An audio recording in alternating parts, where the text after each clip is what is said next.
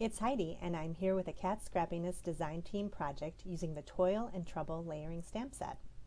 I have a white card panel, and I'm cutting a mask for the moon using the 7th largest circle in the Never Ending Circle die set from Kat Scrappiness. And I'll also be using some masking paper, and this is from Inka Dinka Doo, and I like the size of it. It's really easy to work with. So and they sell that in the store as well. And I'm going to just peel off the backing of my mask, and I'm going to place it on the front of the card. And this is a 4 1/4 by 5 1/2 card that I cut about 1/2 inch off the top and the bottom from. And I'm just putting the little cat from the Toil and Trouble set inside the circle to kind of figure out how big I want the moon to be and make sure that it fits right. And I have some sunflower Lawn Fawn ink that I'll blend into the circle. Now, if you don't have masking paper, you could just use some thin cardstock, but I really like the little bit of stickiness that masking paper provides to keep everything in place while you're blending the ink. And I'm just using a sponge dauber to blend the ink. And then I'm going to go ahead and peel off the mask. And there's the moon. So next I'm going to secure the panel onto my stamp press, and using the Toil and Trouble stamp set, I'm going to stamp the solid cat stamp first. So this is a 3-layer stamp, and you want to do the most solid stamp first using the lightest ink. And I'm using ink from Lawn Fawn, and it's grays and black, so it's Hippo ink, Manatee ink, and Black Licorice from Lawn Fawn. And right here I'm stamping the 2nd layer of the cat stamp. And then I'm going to do the final 3rd layer in the black licorice. And then I wanted to add a little bit of sparkle to the main cat on the card. And I'm going to emboss some clear sparkling embossing powder to the top coat of the cat. So I'm just running my magic powder bag across the card to prevent any static. And then I'm going to re-stamp the top coat of the cat with Versamark ink. So I'm leaving the last stamp that I stamped on the stamp press, and then putting the Versamark on there. I cleaned it off really well with my Lawn Fawn chamois, so it wouldn't have any black ink on it. And then I put Versamark on it, and now I'm putting some holographic clear embossing powder, and this is from Ranger. And I'm just going to sprinkle that over the top of the cat and heat emboss it. And you get that really cool kind of, there's a little bit of green speckles and silver speckles, and it just has a really interesting look to adds an interesting look to the coat of the cat. And you can see it kind of sparkling right there. So next I want to mask 2 more cats next to this one, so that there's 3 cats in a row, and they're kind of fading into one cat. So I stamped the solid image of the cat stamp onto some masking paper with some light gray ink, and I cut that out, cutting very close to the edge of the cat. I didn't use the die that goes with the cat because it leaves a little bit of an edge, white edge around it. I wanted to make sure I had it cut very close, so I just did it by hand. It was really easy. And now I'm going to place the mask over the first cat that I stamped, and I'm going to leave a little bit of a black edge to the left of the mask so that when you stamp it, it'll seamlessly go over the cat, because you don't want to get any type of space in between.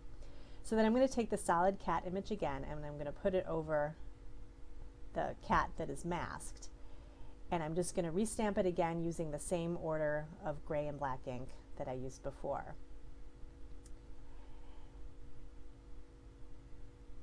And the mask kind of came off because the embossing powder that was heated onto the cat is dry, so there's nothing for the mask to stick to really.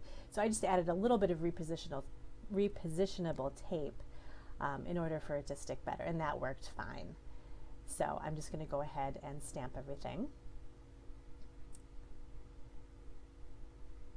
And I'll just keep stamping until I get my 3 cats going across. And I've been really into masking lately. My previous card I did for the World Card Making Day card had some masked flowers on it, and it's just really fun to do. So I thought I'd start doing it more. And when you mask, you want to make sure that the main image you want to see up front you stamp first, and then everything else is going to go behind it as you mask it. So you'll see here when I peel up the masking paper how that works. So I'm going to get ready to do the 3rd cat, and I'm just going to put the mask over the 2nd cat, and so then that 3rd cat will go behind the 2nd cat. And you could go on and do it all across the whole card. And I'm just going to do the same thing with the ink, keep stamping it.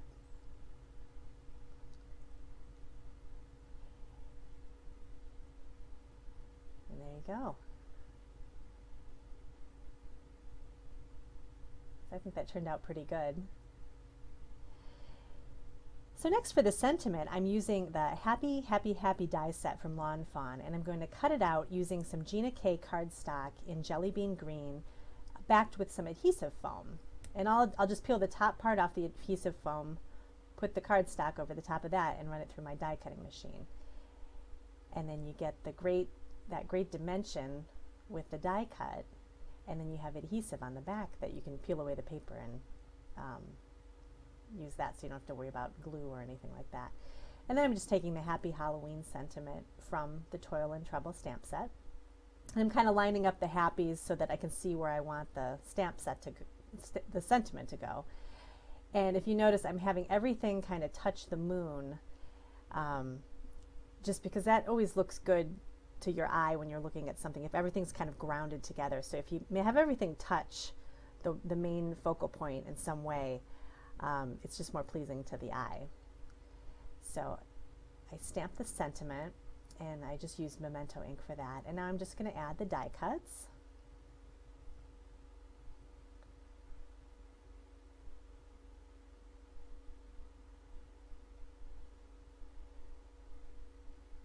And I think that looks pretty good. You notice I have everything kind of touching, and it's real close together, and so everything's kind of in a cluster. So that looks good. So then I'm going to adhere the card, adhere the panel to my main note card, and I'm adhering some Lawn Fawn polka Let's Polka in the Meadow black and white polka dot paper to the front of just a 4 1/4 by 5 1/2 white note card. Sorry, my head got in the way there. And I have that down, and then I'm just going to put the panel, put some foam tape on the panel, and I'm just going to put that on the front.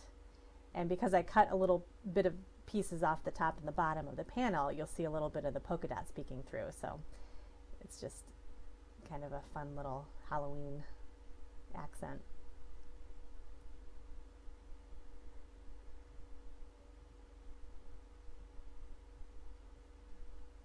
And there you go. So I wanted a little bit of a pop of orange. So I added one of the pumpkins from Kat's sequin mix called Halloween Icons. And I like to use these teeny tiny little glue dots for things like this, because they work really well, and you can kind of move them around behind the sequin or little embellishment, and they stick really well too. So I'll just place that right underneath the sentiment there, and there you go. And the card is finished. I hope you enjoyed the techniques I showed you today. Thank you so much for joining me, and I'll have all the products I used linked on my blog for easy shopping. And I hope you have a great day, and I'll see you next time.